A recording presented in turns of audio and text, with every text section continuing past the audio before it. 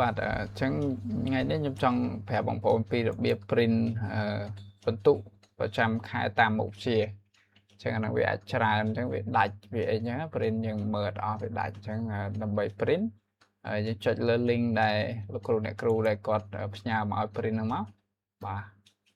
ហើយបន្ទាប់មករងចាំវាតិចកន្លែងនេះគឺវាដើរយឺនតិចបាទចឹងនេះកន្លែងនេះ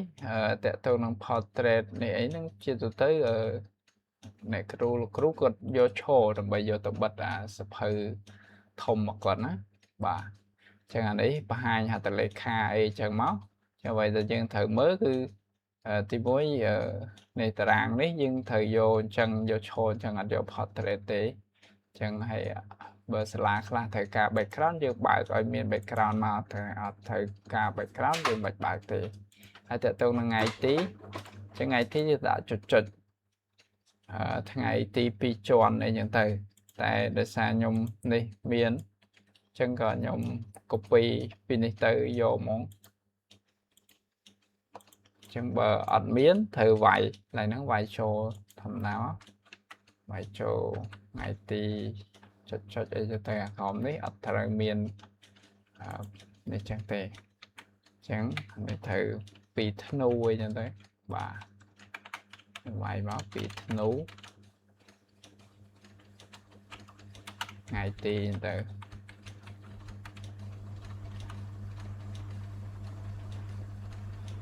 ពីធ្នូថ្ងៃទីពីធ្នូចាចឹងតែប៉ុណ្្នឹងទេហើយយើង print ចុចដើម្បីទៅ print យើង Ctrl P មក Ctrl P មកវាចូលដល់កន្លែង print ហើយចឹងកន្លែង print ជាធម្មតាវាដាក់អស់ហើយកន្លែងហ្នឹងចាំបើដាក់អស់ចឹងយើងសេរីវា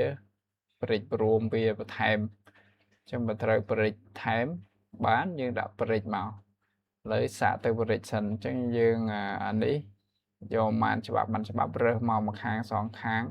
មើលតាមមនុយវាហ្នឹងមកតែតមកនេះមកក្រោមទៀតយើងមកយក size A4 នេះកន្លែងព្រិចរួមនៅកន្លែងនេះចឹង scale ហ្នឹងបាទចឹងបើអានេះដាក់ stir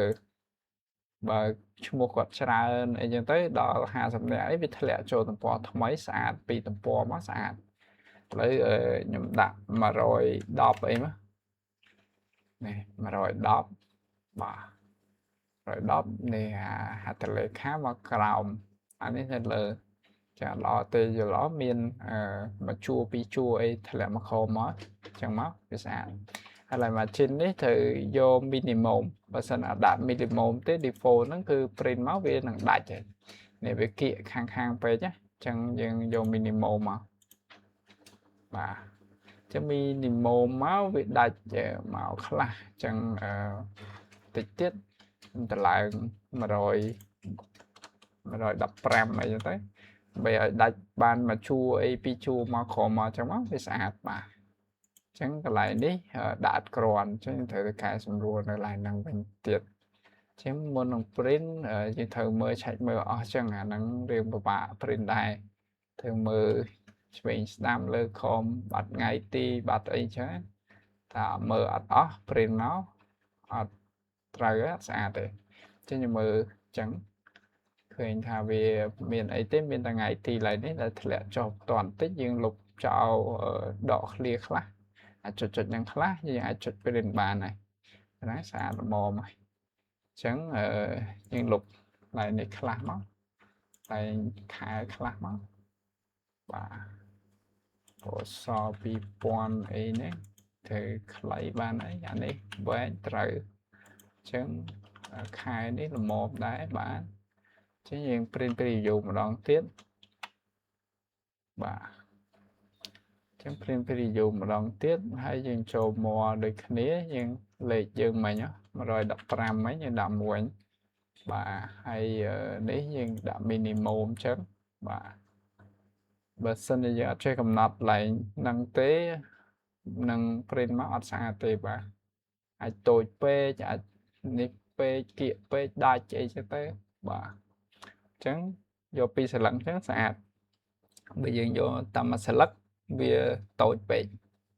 Chẳng dụ pi chẳng tới có tự bật sập hơi thông có vì miền pi tiền đấy chẳng bật tới sạch bà